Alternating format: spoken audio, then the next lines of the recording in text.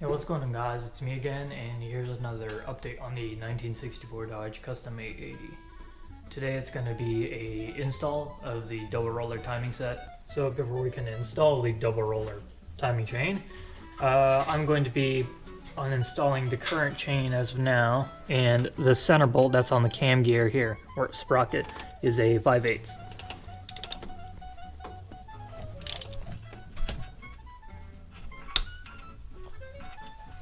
That's pretty tight. You know what? Let me go get some other tools. So an extended ratchet would work in this case. And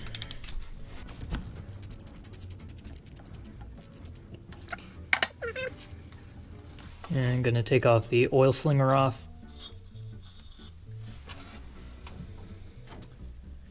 Here's an oil slinger.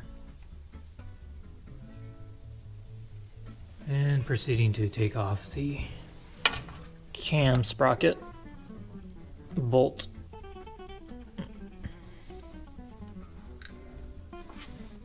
Cam sprocket gear, or bolt.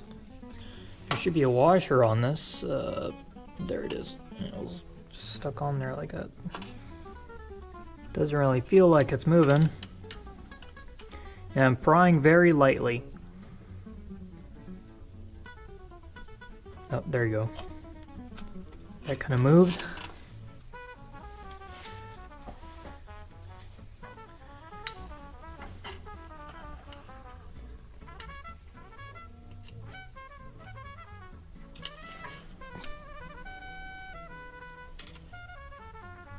Try my best to not be in the way at the same time, but it's kind of a bit difficult.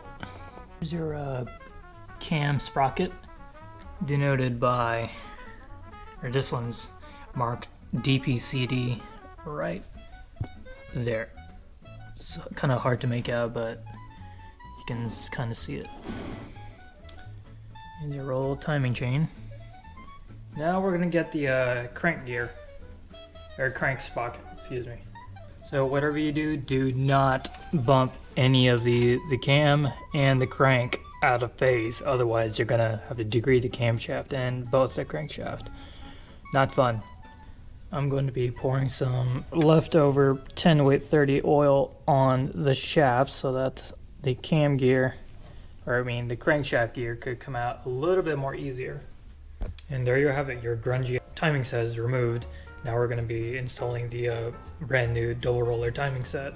Also, it is important to, after wiping this down and removing a lot of the pre-packing grease on it and oils, lubricate this area on the inner diameter of the crank sprocket. Same thing on the crankshaft down here, because the crankshaft down there needs to be, well, lubricated for this thing to for the crank sprocket to slide on painlessly. And be sure to get the orientation correct. The one with the dot faces outward toward the engine. So I am going to take my cam sprocket and my crank gear and my brand new double roller timing set, or double roller timing chain, excuse me, and gonna take it out of this little gooey mess that you see here. It's really like honey. And actually pulling it out is a little bit difficult.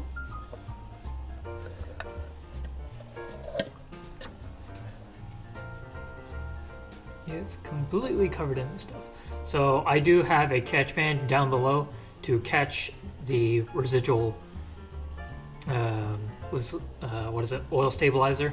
So pretty much I got the camshaft, or I mean the camshaft sprocket and the crank sprocket in, but I wasn't able to get the footage, so I apologize for that. It was pretty much hard enough for me to get the sprocket, the cam sprocket, to line up while maintaining the crank sprocket at number 1 TDC and trying to line up the keyways in the cam sprocket. If you guys want to take a look at it, the cam sprocket's on.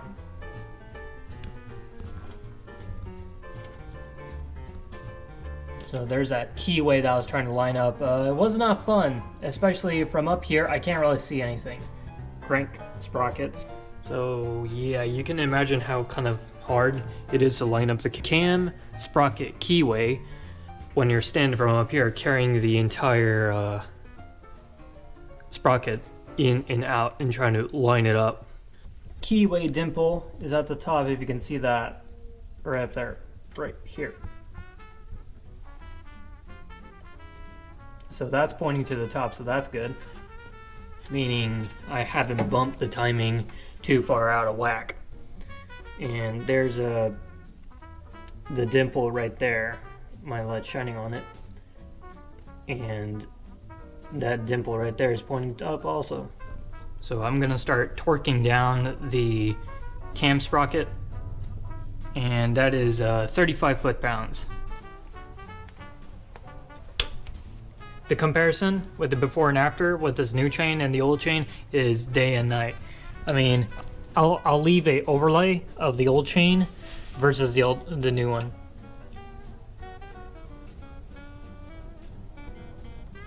That's the new one.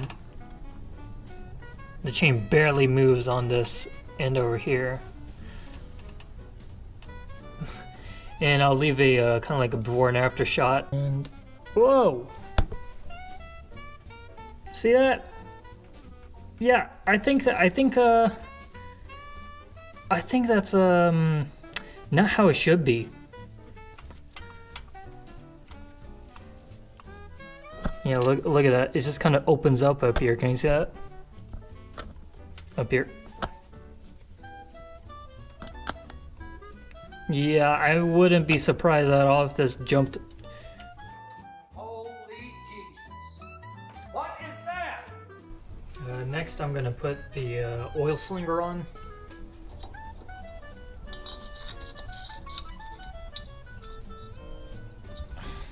So next, I'm gonna be cleaning the gasket mating surfaces. Unfortunately, I should have cleaned these up before I put the chain and the timing set on, but I'm gonna have this little paper towel here held here as I kind of cover the timing chain from the gunk and grease or just general junk that may fall into the timing chain. So I am going to take this scraper, as you can see here, scraper. And unfortunately it's not a plastic scraper, so I kind of want to be very gentle on the mating surface. I don't want to gouge into it, gouge into mating surface and cause more issues for myself.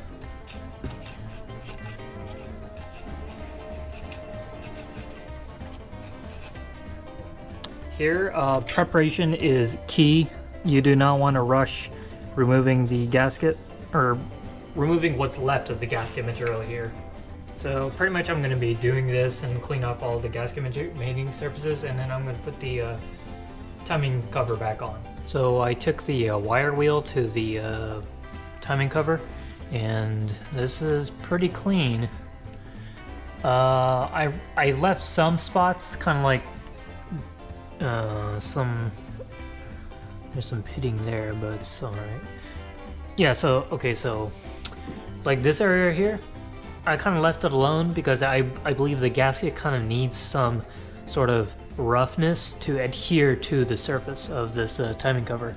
So overall this is smooth, but it's not the smoothness where it kind of like deters any gaskets from sticking to it. Aside from this corner up here, it's pretty shiny, but it's pretty clean. So we're going to be reinstalling this and putting some aviation sealant along this and to the block also. Timing and chain cover all cleaned up, and this is what I'm going to be applying here. So Permatex aviation forma gasket sealant. Just applying some carburetor cleaner on this surface. Just kind of clean it off just one last time. And it's still dirty, it looks like.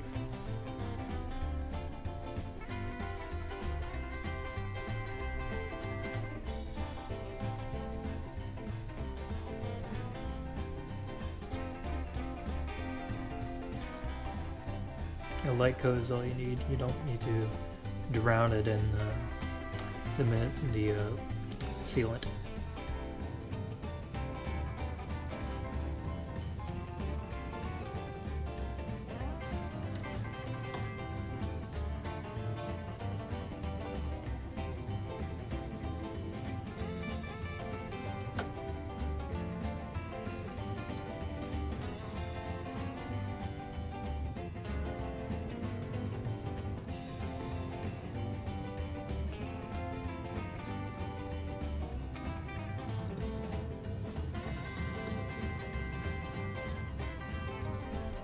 Don't be afraid to use too much sometimes, because you're only going to be in here probably once, maybe twice, depending on if the dampener fails or the dampener slips and you have to remove the dampener again.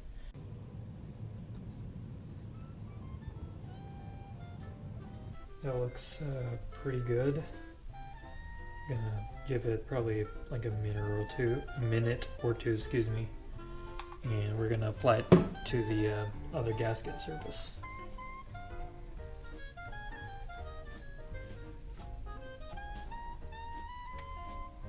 And don't worry if you don't get this lined up, you can adjust later.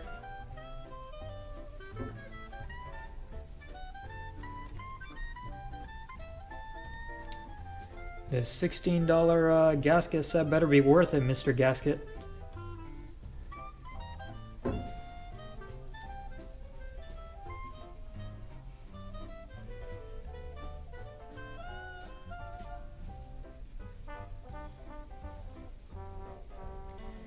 Interestingly, some of these holes don't line up.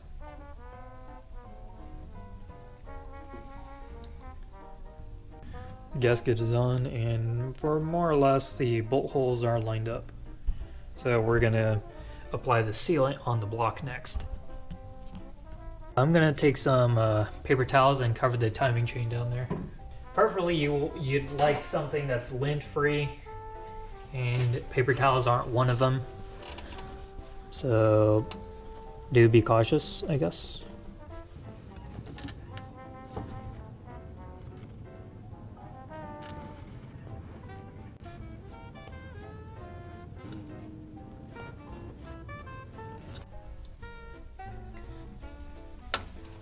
I'm just applying just a little bit of a sealant around the bottom area where the oil pan gasket is, or what's left of it. I'm gonna try to preserve that as best as I can, even though it is torn. Now let's get the timing cover on.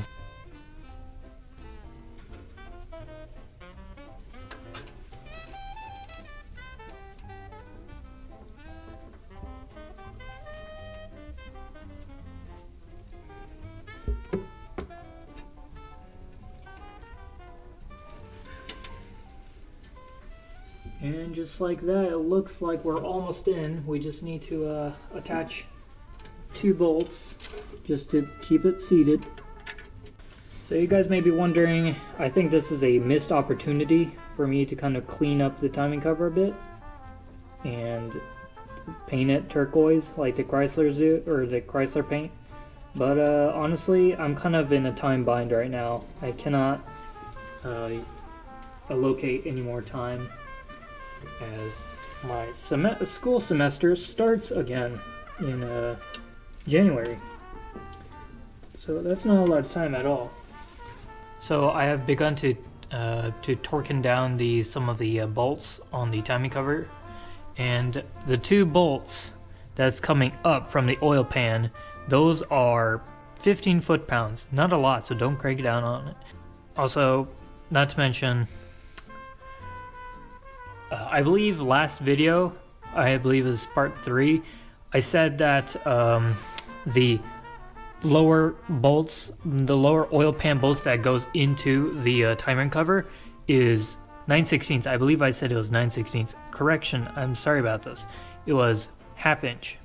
1/2 inch bolts are the ones that are coming up through the oil pan and into the timing cover from below. Also, very important to note, the timing chain case cover bolt, as it says here, is 15 foot-pounds. Not a lot again. So I've got my torque setting on 15 foot-pounds, and going to tighten, or try to tighten in a crisscross fashion. Bolts have been torqued down, so we are not going to be seeing that timing chain probably in 100,000 miles or more. But yeah, on to the next, and next should be the vibration dampener. Went to the store and borrowed their tools, and this is a harmonic balancer installed in the part number is 67006. Yeah, this one right here. So we're going to be installing this Mamma Jamma, and be sure to have a harmonic balancer or vibration dampener installing tool. And lube this inner diameter area with some oil, whatever you have, or even assembly lube, and on the crankshaft snout right there also. So we pretty much painlessly got the dampener on with the press or the installer, and I'm actually quite surprised on how easy it went on. I thought it was gonna, you know, fight with me, you know, going in lopsided, and then I'll have to pull it back off, that sort of thing. So I suppose the difficulty with tightening the crankshaft bolt is you're gonna be trying to crank it down with a cheater bar, but then you'll notice that the entire crank is gonna rotate along with it. Actually, my dad came around and he actually fabbed up a tool for me, and so I was able to bolt this entire tool down near the crankshaft so that I can hold this bar into place while I torque the crank this cheater bar clockwise, and meanwhile this other bar is going to go counterclockwise, and I was able to get the crankshaft bolt tight that way. So I believe this is going to go on next onto the crank vibration dampener, and we're gonna line up the little scratch marks that we made, or little scribe marks like that one right there, the scribe marks that we made, and we're gonna line it up to the vibration dampener, so kind of it makes ease of installation much easier. I'm gonna grab 1/2 inch bolt. Look at that, the bolt I cleaned, or the bolt I got looks the most clean in here. That's nice. And we're gonna line it up with the scribe marks on the dampener. The torque for the 1/2 inch bolts that's on the dampener pulley is 15 foot-pounds, and I'm gonna try my best to torque in a crisscross pattern like you would do it on, you know, say your lug nuts. Next, I'm going to be moving to preparing the gasket mating surfaces on the block that will mate over to the water pump housing.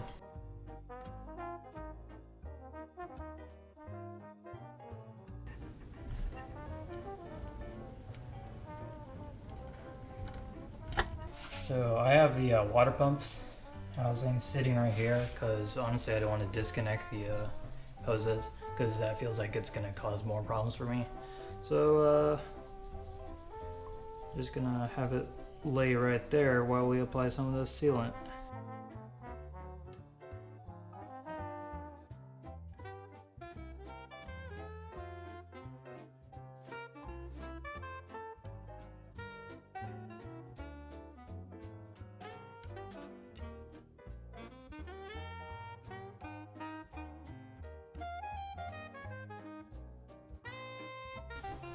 I'll just insert that backwards. That would have been embarrassing.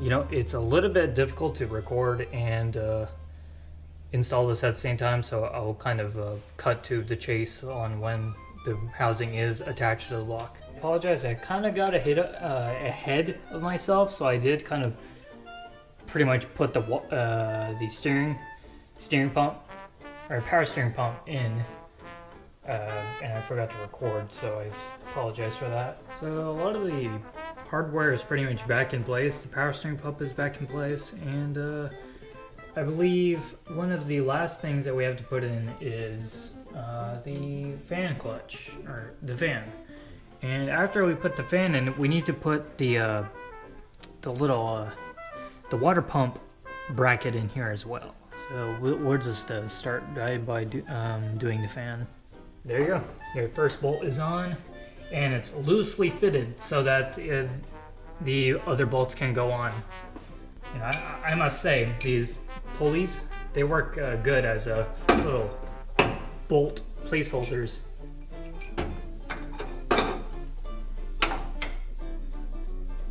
You know what?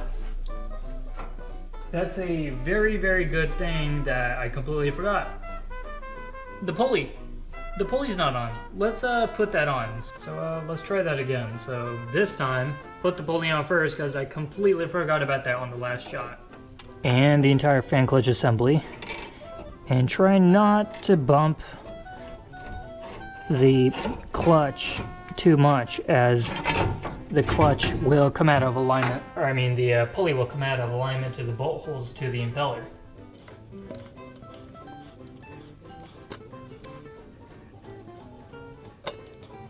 So, so far, if you have watched this far into my series, I appreciate it, and I thank you very much. It was quite a journey for me. I didn't expect myself to change out a timing chain anytime soon.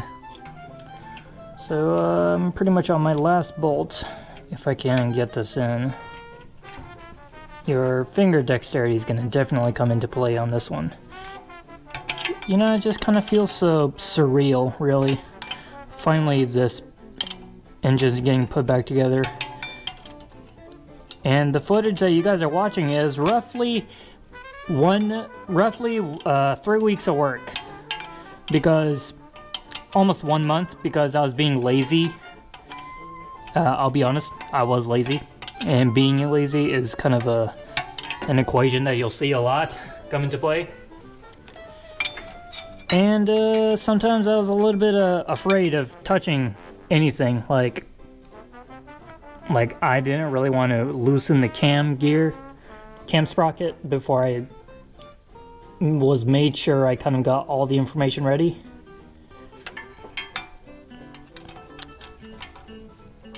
But everything turned out okay, it looks like. You know, actually, we won't know until I start the engine, really. Once I do start the engine, this will be in a separate video, by the way. I'll kind of retime the engine and see if anything's different. It's probably going to be out of whack. Putting the water pump into the, what is it? Yeah. Okay, so water pump fan tensioning pulley on. And it goes down here.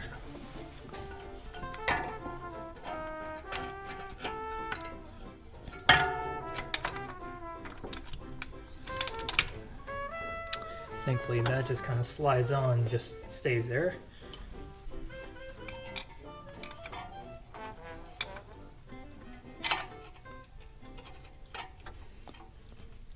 And we just need to rotate the fan until there's an open section we can put the bolts through. Just like that. And those 2 bolts, there's one here and there's one just below it. I believe this is a 9/16.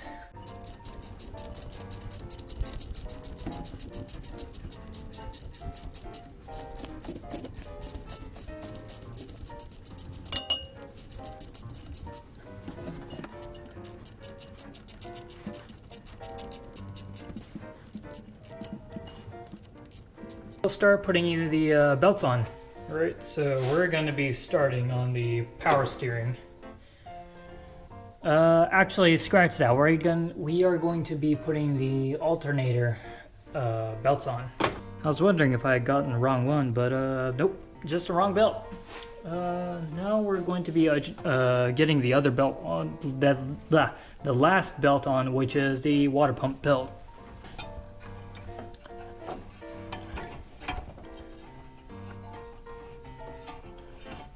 Alright, so pretty much we're going to be installing the alternator bracket. And gonna install this bracket back here. Just gotta remember the orientation of this. I believe it was like that. So I'm gonna be attaching the pry bar on this lower section of the water pump pulley, just about down here, and I'm gonna be prying against that and toward the alternator. Just be sure to have the belt deflection to be 1/2 inch or so. If it's that or less, then it's too tight. But honestly, it doesn't hurt to go a little bit tighter than usual, especially for an alternator. You don't want to be undercharging. So for the most part, the car is pretty much put back all together. The only thing I'm missing is the coolant. I'm gonna put the coolant in tomorrow or so, just to let the give the sealant, the aviation sealant, some time to kind of settle in, because I would hate to put it in too quick or put it in even today and then it starts leaking. I think I'm confident that the sealant is gonna work, or it's gonna help the gasket seal. But when I was torquing down the bolts, it didn't look promising. I'll put it at that. It didn't look promising, especially when I was looking at the water pump housing to block bolts. When there was torqued down to 30 foot-pounds, the gasket kind of almost mushroomed out, and it was kind of a bit dicey. So it looks a little bit dicey down there, but hopefully the gasket will still do its job. Also the sealer. Well, if you reach this point, you have pretty much watched my entire series on the timing chain replacement on this 1964 Dodge Custom 880. It's a big block 361. The chain was quite worn, then probably way past factory spec. The factory specification called for 11/64ths of chain slack, and I was getting, I don't know how to put it in metric or standard terms, but I was getting like 10 to 14 degrees of crankshaft rotation before the distributor started rotating. So, that's a lot of slop. And the recent misfires, the timing chain could have been causing that. So I'm kind of excited to drive it tomorrow, fill up with coolant, and see if that misfire, or maybe if the misfire is gone. Hopefully, I'm crossing my fingers here. But yeah, it was pretty educational for me. Please comment, rate, subscribe, and yeah, thanks.